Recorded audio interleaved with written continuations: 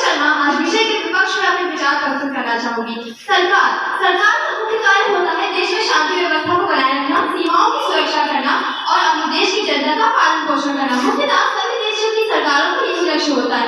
सरकार की भूमिका सदैव सकारात्मक और जनहित की ही होती है, फर्ज केवल नजरिए का है। मेरे विपक्ष के मेरे साथियों से मैं पूछना चाहूंगी, उनको बताना चाहूंगी कि पुलिस प्रशासन सदैव जनता के हितों की रक्षा करती है। जब सुरक्षा व्यवस्था चरमरा जाती है, मानवता का अस्तित्व खतरे में पड़ जाता है, तब शांति व्यवस्था को बनाने के लिए पुलिस को तैनात किया जाता है। पुलिस पर जिम्मेदारी का सवाल होता है क्योंकि उन्हें खुद से पहले दूसरों का ख्याल होता है। बहुत दूर न जाकर अभी कोरोना काल की बात कर लेते हैं, जब हम और आप तो घर में बैठे थे, पर लेकिन जिस सुरक्षा पर हमारी पुलिस, हमारा प्रशासन अपने मानवाधिकारों को त्याग कर हमारे आपके जीवन के लिए संघर्ष कर रहे थे, तो ऐसे लोगों पर हम मानवाधिकार के हनन का आरोप कैसे लगा सकते हैं?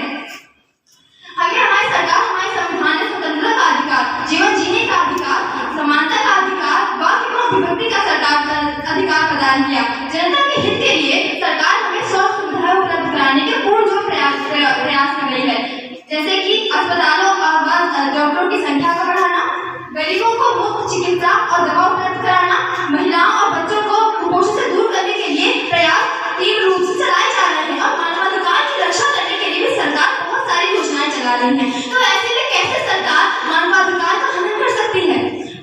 पुलवामा में 44 जवान, छत्तीसगढ़ में 76 जवान जब शहीद हुए, तो मानवाधिकार की दुहाई देने वाला कोई सरकार के पक्ष में आकर खड़ा नहीं हुआ। लेकिन जेएनयू में जब देश विरोधी नारे लगाए जाते हैं, भारत तेरे टुकड़े होंगे, अफजल हम शर्मिंदा है, तो सारे मानवाधिकार के गाथा उसके पक्ष में आके खड़े हो जाते हैं। मानवाधिकार की वेदी पर आश्रय देने वाले वे नक्सलवाद, आतंकवाद, पत्थरबाज और उग्रवाद को जो मरण में हरण पर मानवाधिकार के ठेकेदार विलाप करते हैं, परंतु वही मानवाधिकार के ठेकेदार अयोध्या, पुलवामा, अक्षरधाम, कठुआ, गया और संसद भवन, ताज पर हुए हमले जैसे विध्वंसकारी कांडों पर मौत क्यों हो जाते हैं? फूल को श्रृंगार तो ये मुमकिन नहीं, एक वीर को झंकार तो ये मुमकिन नहीं, और जो हाथ बांधे हमारी सेना के, ऐसे मानवाधिकार का पालन संभव नहीं।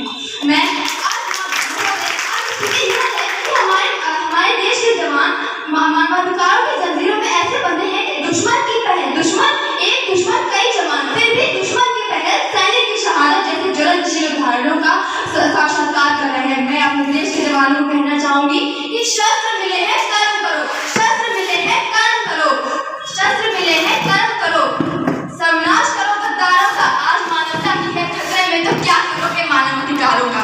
महोदय, दर्द हमसे तब गुजर जाता है जब सर्जिकल स्ट्राइक जैसे सफल ऑपरेशंस में भी हमसे सबूत मांगे जाते हैं। हमारे धार्मिक ग्रंथों में कहा गया है, सीता हरण किया जिस रावण ने मानवता को लड़काया था, तब हमारे श्री राम प्रभु ने रावण को लंका में घुसकर मारा था। पश्चिम बंगाल के किसी गांव में पैदा हुआ नक्सलवाद आज भारत के 90 जिलों में फैल गया है। अंतर्राष्ट्रीय स्तर पर आतंकवाद फैलता ही जा रहा है, जिसका सर्वनाश आज आवश्यक है। हमारी सेना, हमारी सरकार भी मानवाधिकार का अनुपालन करती है, लेकिन वह देश की सुरक्षा व्यवस्था के साथ समझौता नहीं कर सकती, क्योंकि कोई भी देश, कोई भी मुल्क सदैव किसी व्यक्ति से, सदा किसी मानव से बड़ा होता है। आज स्थिति यह है कि मानवाधिकारों के नाम पर अपराधी को पुलिस शहर में ले, जिस आफ्ताब ने श्रद्धा के 35 टुकड़े किए, वारदात के इतने दिनों बाद भी आज उसको फांसी की सजा नहीं हो पाई है, जिसका परिणाम न जाने कितने आफ्ताबों को जन्म दे देगा। हमने मानवाधिकार के नाम पर उस अपराधी को देखा, लेकिन श्रद्धा, निर्भया जैसे उन नारियों का क्या, जिनका महोदय अधिकार तो छोड़िए जीवन ही छीन लिया गया। अगर यदि सरकार ऐसे लोगों को सजा देने के लिए कोई पहल भी करती है, तो विरोधी कहते हैं कि मानवाधिकार का हनन हो रहा है। मैं मानवाधिकार के विपक्ष में नहीं जाती, लेकिन प्यार और सम्मान वहाँ बांटना चाहिए जहाँ से हमें वापसी की उम्मीद हो।